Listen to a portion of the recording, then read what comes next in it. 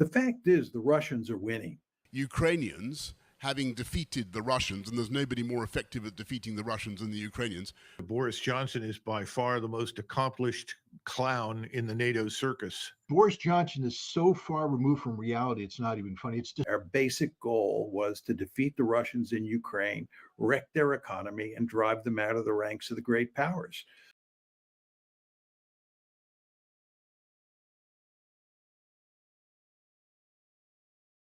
Hello, welcome to another Essential Quinn. This week, ex-British Prime Minister Boris Johnson has been in the Ukraine.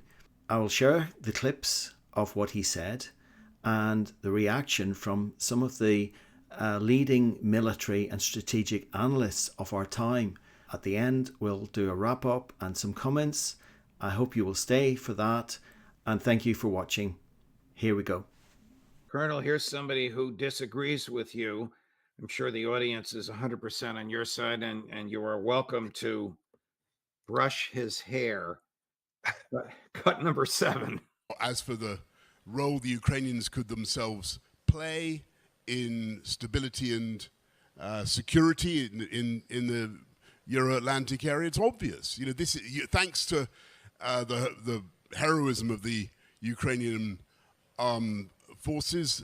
They've been fighting for more than 2 years, almost 3 years. They are the most accomplished armed forces in the whole continent, and it's easy to see how they could play a very, very important role in peace and stability on the European continent. One of the arguments I think we should make to our American friends is if they want to take back some US troops from the European theater and save a few billion, a lot of billion, Mike, then I'm sure the Ukrainians, having defeated the Russians, and there's nobody more effective at defeating the Russians than the Ukrainians, I'm sure the Ukrainians would be only too happy to backfill in Europe. Anyway, those are some of the things, some of the ways in which I think Ukraine can be a force for stability.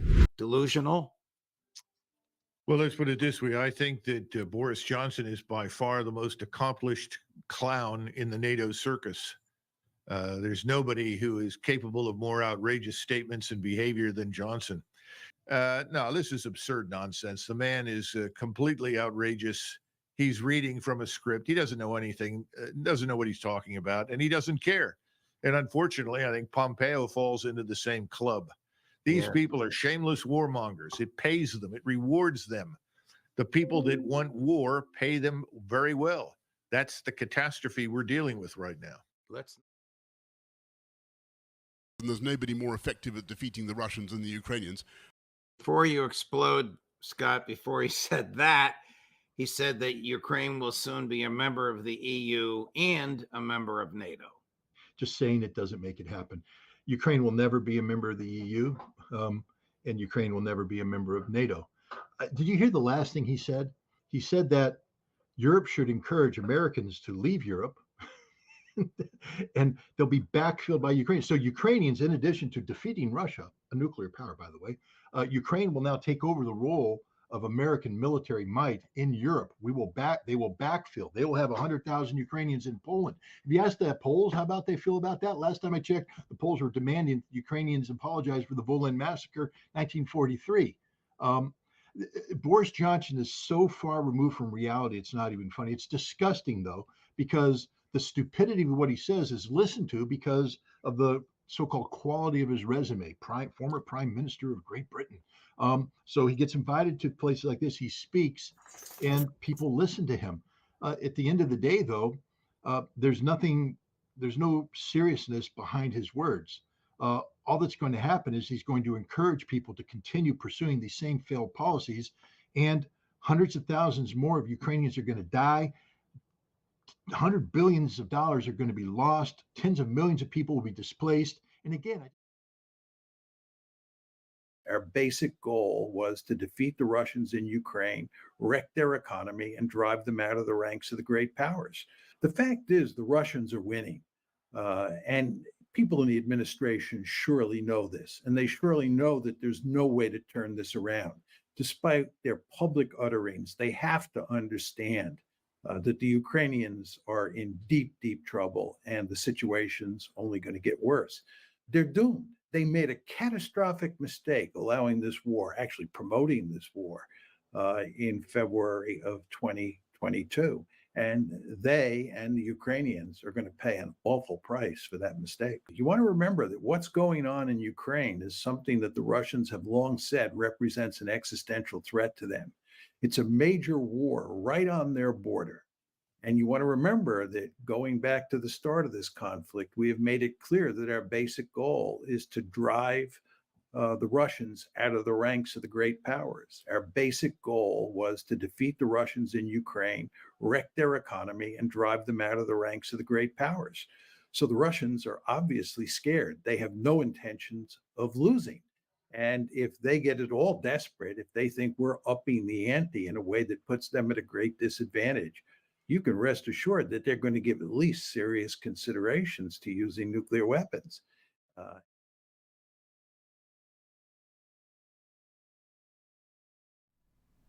Boris Johnson may be happy playing the idiot for the money he gets, but even he is not so detached from reality that he is unaware that the Ukrainian army has been wiped out in this conflict. Col Macgregor states deaths are currently estimated at some 600,000 in a World War I type of battle. For my American friends, did you know that Boris Johnson was born in New York to an American mother and used to be a citizen of the USA? So don't be too smug thinking he is only a British fool.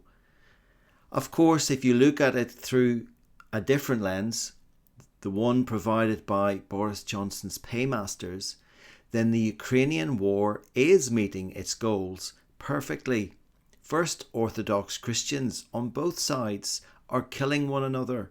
People a few years ago who would have considered themselves brothers, sisters and cousins. So that's the first win for them. And second, the Ukrainian war is distracting the vast majority from the other major war of the moment. That is the civilian cleansing and city levellings in a certain Middle East state. By deception, this unnameable state makes war. Boris Johnson's comments are just part of the deception. If you have watched me before or my other videos, you know I postulate that a wide range of so-called Christian organizations are responsible for the actions of them. Them and their supporters believe they are acting in accordance with God's will. They believe a mighty battle will soon take place, but a Messiah will return to destroy their enemies and then establish an earthly kingdom for them who are now combined. So today, the them state distracts us with the Ukrainian war whilst they get on with their brutal and ungodly actions in what they believe is a zero-sum game.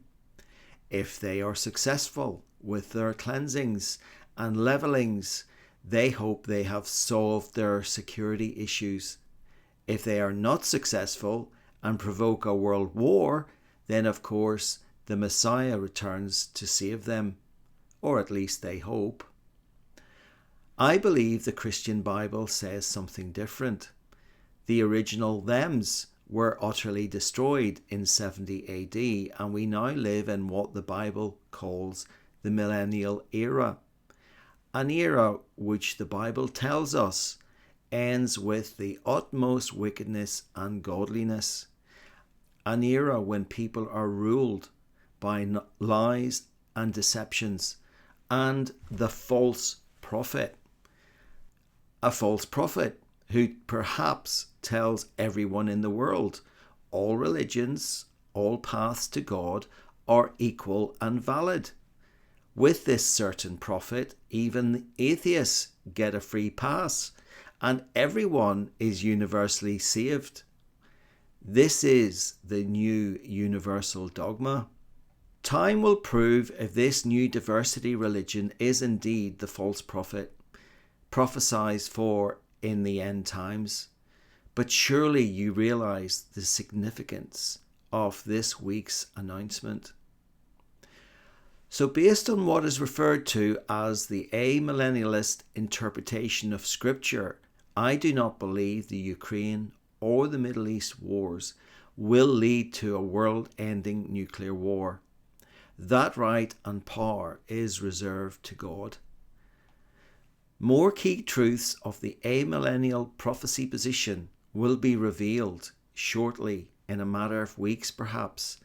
So now is a good time to be reading those dusty old Bibles and refamiliarizing yourself with the gospel and truth contained therein. Thank you for watching. Hey, would you mind liking and subscribing to this video? It is really important for it to reach the widest possible audience. Thank you.